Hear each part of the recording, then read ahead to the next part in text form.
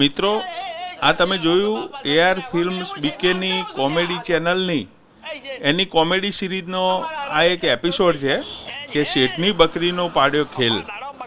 એ શેઠની બકરીનો પાડ્યો ખેલ એના દ્વારા હું તમને આજે બિહાઇન્ડ ધ સીન બતાવી અને એની ડિટેલ બતાવવા જઈ રહ્યો છું.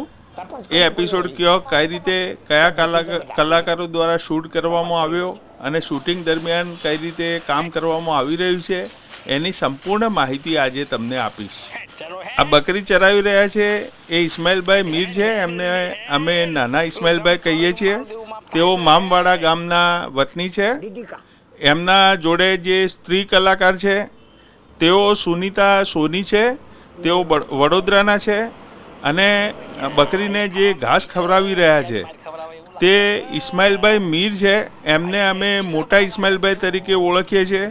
તેઓ કાણોદર ગામમાં રહે છે અને આ બકરી શોએબભાઈ અમી કાણોદરના વતની છે.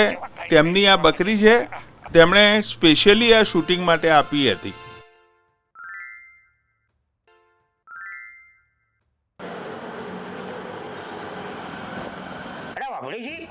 આ શૂટિંગ જે જગ્યાએ થઈ રહ્યું છે તે ઘર મારું એટલે યાસીન બંગલાવાલા, હું પોતે મારું જ ઘર છે અને આ આખી સિરીઝનું એડિટિંગ હું કરું છું અને આ સ્ટોરી પણ મેં જ લખી છે. અમારા કેમેરામેન અને ડાયરેક્ટર નયન શેખલિયા અને સામે જે બે કલાકારો આવી રહ્યા છે તે દિલીપ રાજપૂત અને અજય બારોટ છે. સ્ટોરીનો મોટો સાર એવો છે કે આ એક શેઠ હોય છે જે વ્યાજથી પૈસા આપ્યા હોય છે અને એક ખેડૂત એનું વ્યાજ અને પૈસા ચૂકવી શકતો નથી. તો આ બંને ગુંડાઓને એને સાથે મારી એનું ખેતર ખેડી નાખી અને પૈસા લાવવાનું કામ સોંપે છે.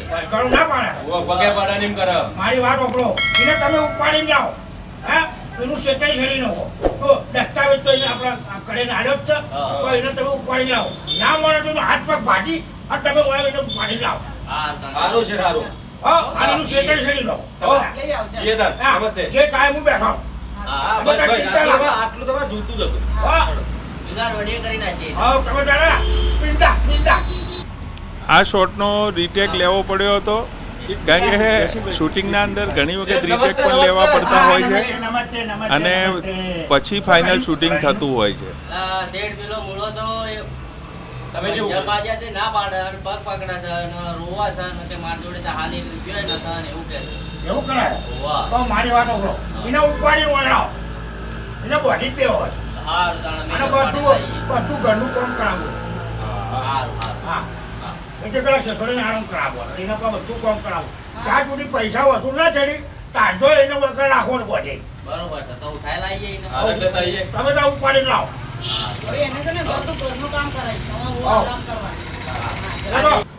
આ બાજુમાં જે દેખાઈ રહ્યા છે જે AR ફિલ્મ્સના પ્રોડ્યુસર અહેમદભાઈ શેરસિયા છે. તેમની મહેનતથી જ આ સમગ્ર ચેનલની શરૂઆત કરવામાં આવી અને અત્યારે ખૂબ જ સારો સહકાર મળી રહ્યો છે. પૈસા ના આલું તો બધા ઘરનું પૂરું છે ને કરવું. વ્યાજ તો ખાવું કે ના. સાચી વાત છે પણ હવે પછી આપજો. હવે થોડો વિચાર કરજો પૈસા હાલવાના ટાઈમ. એ બધી તારી વાત સાચી છે પણ કોઈ ઘરમાં પડ્યા કોઈ પૈસા વધી. સાચી વાત છે. છોકરા આવીએ તો વધી કે વધી કે સાચી તો વાત. પછી તમારી વાત એ સાચી છે. આ તારા લાગીને આ બધું કરું કરાવું. હવે એ બધું જુએ તો ખરો ને. મને કેટલું બધું શોખ છે. જુએ તો ખરો ને. હવે તમે કમાવો તો મને બધું ફેરવા. હું કોઈ શોખ કાઢતો ને જલે જેટલો બધો કરાવું. નથી કરાવતો વારા છે તારા બધા. તમે જોઈ શકો છો હવે ગુંડાઓ પેલા ખેડૂતને ઉપાડીને લાવી રહ્યા છે. એ ખેડૂત છે એ નાના ઇસ્માઇલભાઈ છે અને એ ખેડૂતને મારી અને શેઠ જોડે લાવી રહ્યા છે. હવે જોઈએ શેઠ એમનું શું કરે છે.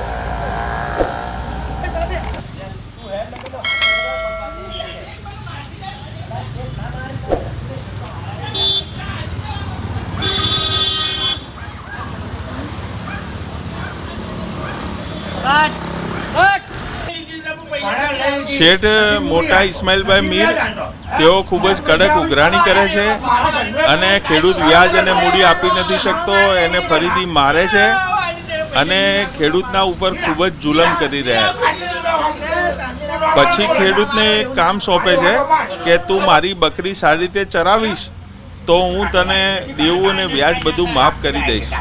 પછી ખેડૂત ખુશ થઈ અને બકરી ચરાવવા જાય છે. અને અહીંયા એ આખો એપિસોડ જોવા હું વિનંતી કરીશ, કારણ કે એનું જે ક્લાઇમેક્સ છે એ થોડું સસ્પેન્સ રાખવામાં આવ્યું છે. અને હવે છેલ્લે આ ખેડૂત એ બકરીનો એવો દાવ કરે છે કે બકરી ગમે તેટલું લીલું શાકભાજી જુએ તો પણ છેતરાતી નથી. જુઓ, બકરી કંટાળીને નાના ઇસ્માઇલને ભેટું મારવાની પણ કોશિશ કરી છે. અને શેઠ પણ અચંબામાં પડી જાય છે કે આ બકરી પહેલાં તો ઘાસ ખાતી હતી તો હવે કેમ નથી ખાતી. એવું તો શું કર્યું કે મારી પેલી બકરી 2 દાડા ખાધું અને 3જા દાડે ના ખાધું? એવું તો શું શેઠ છેલ્લે પૂછે છે કે એવું તે શું કર્યું તો બકરી ખાધું નહીં ઘાસ. તો પેલો કહે છે કે એ તો સસ્પેન્સ છે અને મારું પણ એવું જ કહેવું છે કે તમે ફરીથી જઈ અને AR ફિલ્મ્સ બીકેની ચેનલ ઉપર આ શેઠની બકરીનો ખેલ પાડ્યો એ એપિસોડ જોવા વિનંતી છે, જેથી તમને આખું સસ્પેન્સ જોવા મળી જશે. તો મિત્રો, આ રીતે AR ફિલ્મ્સ બીકેનું શૂટિંગ થતું હોય છે અને એના એપિસોડ દર શુક્રવારે રાત્રે 8 વાગે ચેનલ ઉપર અપલોડ થતા હોય છે. તો તમામ મિત્રોને વિનંતી કે તમે આ ચેનલને સબસ્ક્રાઈબ કરો, લાઈક કરો. તમારો સૌનો ધન્યવાદ.